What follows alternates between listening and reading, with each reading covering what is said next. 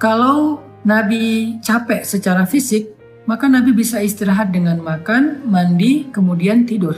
Itu cara istirahat dari lelah fisik. Tetapi ternyata Nabi waktu itu bukan hanya lelah fisiknya, yang lebih berat lagi adalah Nabi lelah batinnya. Ini buat kita semuanya, semua kita pasti merasakan lelah batin. Kalau lelah fisik, kita tahu obatnya. Ketika kita lelah secara fisik, kita bisa istirahat dengan duduk, kita bisa istirahat dengan goler-goler, berbaring, kita bisa istirahat dengan tidur lelap, kita bisa istirahat dengan santai-santai, kita bisa istirahat dengan makan dan minum, ngopi, ngeteh, minum jus, makan buah. Kita bisa istirahat dengan nonton, kita bisa istirahat dengan bercanda dengan anak-anak, dengan keluarga. Itu adalah cara kita melepaskan lelah fisik, merecovery lelah fisik. Sakit fisik juga demikian, recovery-nya kita bisa dengan bed rest, kita bisa dengan minum obat, kita bisa dengan terapi. Itu adalah cara kita recovery sakit fisik, lelah fisik. Tapi bagaimana kalau kita sedang lelah batin, sakit batinnya, perasaannya yang sakit, hatinya yang sakit, pikirannya yang sakit, jiwanya yang sakit, dalam tanda petik.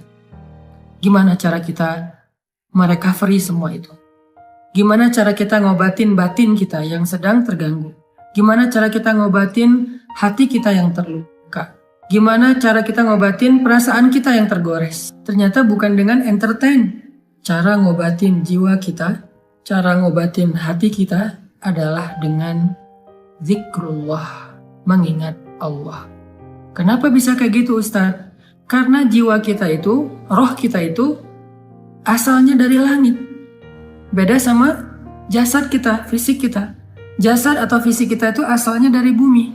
Sehingga ketika dia sakit, maka obat-obatnya ada di bumi. Tapi kalau roh kita, jiwa kita itu ditiupkan oleh Allah asalnya dari langit. Sehingga kalau dia ngerasa sakit, terganggu, maka obatnya ada di langit. Apa obat yang ada di langit? Zikrullah, mengingat Allah. Banyak orang yang salah paham tentang ini. Dia sebetulnya nggak lelah fisik. Kalaupun lelah fisik, nggak terlalu lah. Yang lebih lelah itu sebetulnya jiwa dia. Yang lebih lelah itu sebetulnya hati dia. Yang lebih lelah itu sebetulnya pikiran dia. Yang lebih lelah itu sebetulnya perasaan dia. Maka dalam kelelahan seperti itu, dia mencoba untuk merecovery-nya dengan cara jalan-jalan, dengan cara nonton, dengan cara entertain, dengan cara goler-goler, dengan cara tidur lelap dari pagi sampai sore, malam sampai pagi lagi. Dia pikir dengan begitu dia bisa melupakan rasa sakit hatinya.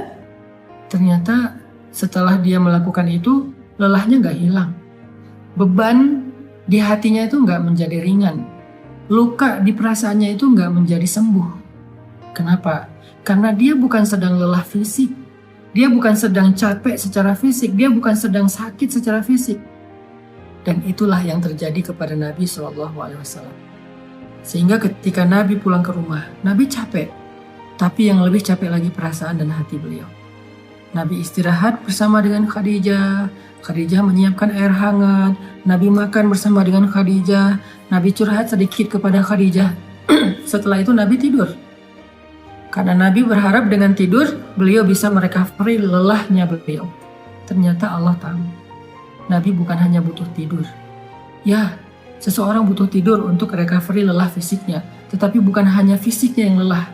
Nabi juga merasakan lelah yang luar biasa hatinya. فَلَعَلَّكَ بَاخِعٌ نَفْسَكَ عَلَىٰ آثَارِهِمْ فَلَعَلَّكَ بَاخِعٌ نَفْسَكَ عَلَىٰ آثَارِهِمْ إِن لَّمْ يُؤْمِنُوا بِهَٰذَا الْحَدِيثِ أَسَفًا. Kata Allah di surat Al-Kahfi. Hampir saja engkau mencelakai dirimu sendiri. Hampir saja engkau mencelakai dirimu sendiri karena merasa berat terhadap pengingkaran mereka, merasa berat terhadap kedurhakaan mereka, merasa berat terhadap kekufuran mereka. Hampir saja engkau mencelakai dirimu sendiri, hampir saja engkau membebani perasaanmu sendiri. Itu yang dirasakan Nabi. Nabi sangat terbeban, bukan terbeban secara subjektif perasaan pribadi beliau, bukan. Beliau tuh terlalu menginginkan hidayah kepada umatnya. Beliau itu akan sangat sedih kalau ada yang menolak dakwah beliau. Bukan karena pribadinya, tetapi karena kasihan kepada mereka. Allah tahu Nabi sedang merasakan itu. Sehingga ketika Nabi tertidur, terlelap, Muzammil itu sebuah kiasan bahwa Nabi itu tidur lelap. Dalam bahasa Arab, orang kalau tidur lelap itu diistilahkan dengan berselimut. Walaupun bisa juga bermakna memang Nabi memakai selimut, tetapi Al-Quran lebih dalam dari itu. Al-Quran sedang tidak bicara hanya soal selimut yang dipakai Nabi, tetapi Al-Quran itu adalah bahasa sastra, bahasa yang tinggi. Maknanya itu tidak sedangkal pemaknaan kita, pasti pemaknaannya lebih dalam lagi. Sehingga kalimatnya ayyuhal muzammil, wahai orang yang berselimut di sini artinya wahai orang yang sedang lelap dalam tidurnya. Wahai orang yang sedang nyaman dengan tidurnya. Kan berselimut itu nyaman, lelap ya. Wahai orang yang sedang beristirahat dari lelah fisiknya dengan cara tidur. Allah tahu Nabi butuh istirahat, tidur agar bisa merecovery capek secara fisik. Tetapi Nabi juga butuh sesuatu yang bisa merecovery capek batin, perasaan, jiwa dan pikiran beliau. Sehingga Allah berfirman, "Qumil lail." Bangunlah di malam hari. Ternyata fadilah keutamaan pertama dari tahajud itu adalah tahajud obat dari lelahnya jiwa. Tahajud adalah recovery batin. Tahajud adalah obat hati. Tahajud adalah penenang pikiran apabila dilakukan dengan sungguh-sungguh. Tabattul atau tabatilah. Itulah keutamaan tahajud. Setelah Nabi beristirahat dengan cara tidur untuk merecovery lelah fisiknya, Allah suruh Nabi juga untuk melakukan sesuatu yang bisa merecovery lelah batinnya. Apa itu? Qumil lail, berdirilah di malam hari. Bangun malam, tahajud. Sehingga buat kita semua yang pernah merasakan lelah batin, atau mungkin sekarang sedang merasakan itu, sedang ngerasa lelah batinnya, sedang ngerasa capek jiwanya, sedang ngerasa sakit hatinya, sedang ngerasa terluka perasaannya, sedang ngerasa galau pikirannya, qumil lail, bangunlah di malam hari, maka Allah Subhanahu wa Ta'ala akan mengobati luka di hati kita, seperti obat yang bisa menyembuhkan luka di fisik kita. Bangunlah di malam hari, maka Allah akan menyembuhkan sakit hati kita, seperti obat yang bisa menyembuhkan sakit fisik kita. Bangunlah di malam hari, maka Allah akan menyembuhkan goresan di perasaan kita, sebagaimana obat bisa menyembuhkan goresan luka di kulit kita.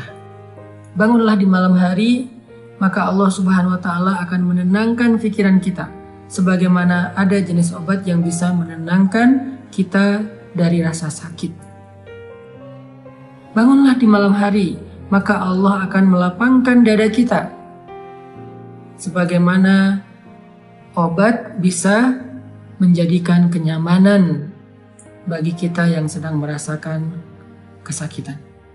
Bangunlah di malam hari, Allah Subhanahu wa Ta'ala akan menyembuhkan penyakit-penyakit amradul qulub, atau perasaan tidak nyaman di jiwa kita. Itu fadilah keutamaan pertama dari tahajud atau tarawih apabila kita melakukannya dengan benar. Jadi sekarang kita jadi tahu recovery yang kita butuhkan itu ada dua. Ada recovery fisik, ada recovery zahir, ada recovery jasad kita, tubuh kita, ada recovery jiwa kita, batin kita, perasaan kita, hati kita. Recovery fisik dengan istirahat, dengan tidur, dengan makan, dengan ngopi, dengan ngeteh, dengan makan buah, dengan minum jus, dengan entertain, dengan nonton, dengan jalan-jalan, dengan bersenda gurau dengan keluarga. Itu adalah recovery fisik. Sedangkan recovery batin, jiwa, perasaan, dan pikiran kita, hati kita dengan zikrullah. Dan zikrullah yang paling baik itu di antara sekian banyak zikrullah adalah qiyamul lail, sholat malam. Kenapa? Jawabannya ada di ayat ke-6, inna nasyi'atal lail asyaddu wat'an wa aqwamu qila. Karena malam hari itu lebih menenangkan buat kita dan lebih mudah untuk khusyuk. Itu fadilah pertama dari tahajud atau qiyamul lail atau salat tarawih.